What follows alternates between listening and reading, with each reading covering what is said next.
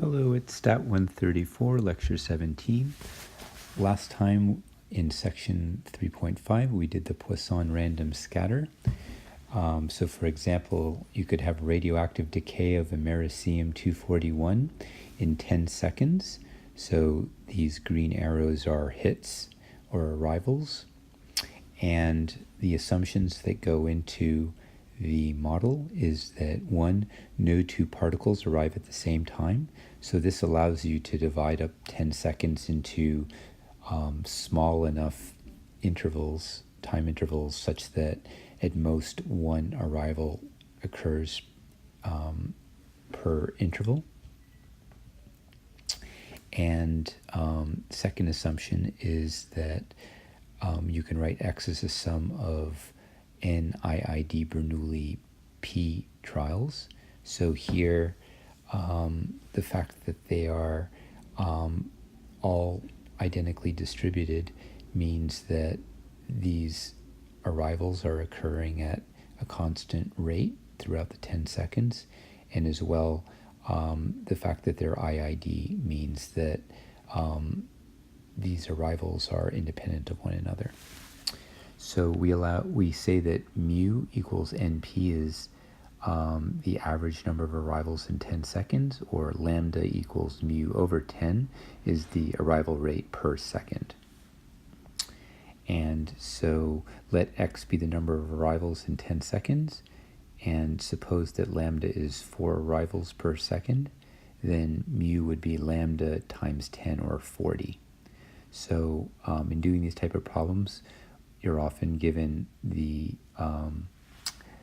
arrival rate, and you need to convert it to mu, which is an average. Americium has a long half-life, so for example, you could define Y to be the number of arrivals in 12,070 seconds. Then Y would be Poisson lambda times 12,070. Because it has a long half-life, we can assume that the arrival rate lambda is constant. So today we're going to talk about Poisson thinning, which will conclude the material for the midterm, and then we're going to start to review. So Poisson thinning is a pretty easy concept. Let's say we have cars arriving at a toll booth according to a Poisson process at a rate of lambda equal 3 arrivals per minute. So X is the number of cars arriving at a toll booth in 10 minutes. So X is Poisson 30 here. And of the cars arriving, it's known that over the long term, 60% are Japanese imports. So what I'm going to do is I'm going to color my arrivals according to whether they're Japanese imports or not. And the idea here is that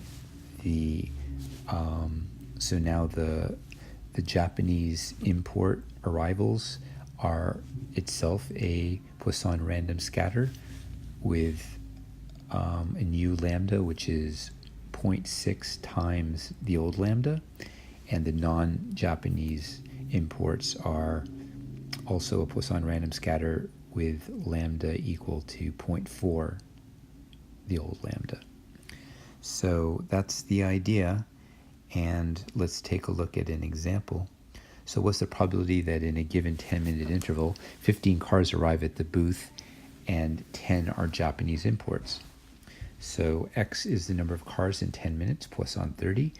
J is the number of Japanese cars in 10 minutes, so that's Poisson 18. And NJ is the number of non-Japanese imports, which is Poisson 12. So we assume that J and NJ are independent, and we can write the probability that X equals 15 and J equals 10 as probability of NJ is 5 and J is 10. By independence of NJ and J, it factorizes, and then right away you can use your Poisson formula. So then we did another example. This example is actually right off of last year's final. So phone calls arrive into a telephone exchange according to a Poisson random scatter at rate lambda. This exchange serves 3 regions, and an incoming call gets routed to region I with probability pi for I is 1, 2, and 3. Let nt I be the number of calls routed to region I in time t starting from time 0. And we want to know what's the probability that the number of calls routed to region 1 is j and region 2 is k. So this is just random, this is just Poisson thinning here. We have calls to region 1 is Poisson lambda p1t, and calls to region 2 is lambda p2t. And then the rest of it is just like before. So then we begin our review, and so here is a table of all the discrete distributions, and at the bottom I wrote normal as well, so that was the one continuous distribution we've seen. So these are essentially all the distributions that we know so far, and I really advise you to take half an hour and for every discrete distribution write a simple example of it and prove that the mean is what it says it is here. For uniform, just worry about uniform 1 to n. Don't worry about this sort of general case there. So I did this for you here, and I'll let you guys read this after you make your own. So then we did another example. So this one I'll call the minimum of independent geometrics. Adam, Beth, and John independently flip P1, P2, P3 coin respectively. Let X be the number of trials until Adam, Beth, or John get a heads. So for example, so a trial consists of the 3 of us flipping a coin. If we all get tails, we do it again until at least one of us gets a head. So in this example, X is 3.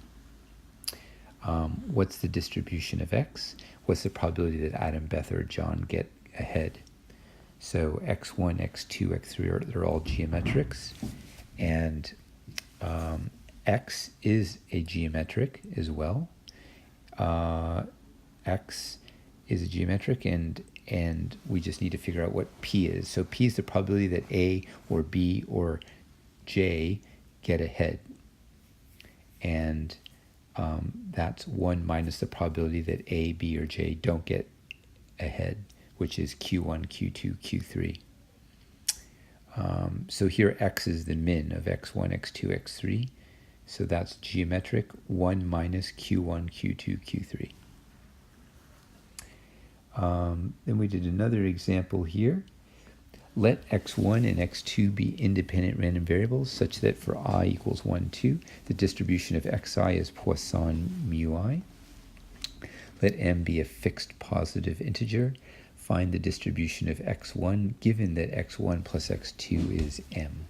Recognize this distribution as one of the famous ones and provide its name and parameters. Okay, so we know that x1 and x2 are Poisson. They're independent Poisson. So what I'd advise you to do always when you're trying to figure out what a distribution is to look at what its values are. That'll give you a hint. So if you look at x1 given x1 plus x2 is m, this takes values 0 to m, which suggests that it's binomial m, some probability p that we need to figure out.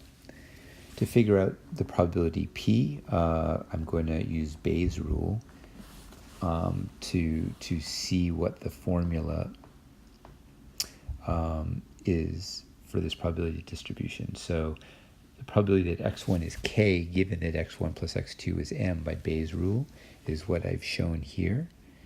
And notice that I know everything in this ratio here. I know x1 plus x2 is Poisson, and so I am So it's Poisson mu1 plus mu2. The numerator is Poisson mu1 times a Poisson mu2. And if you just write out all these terms, then a miracle happens.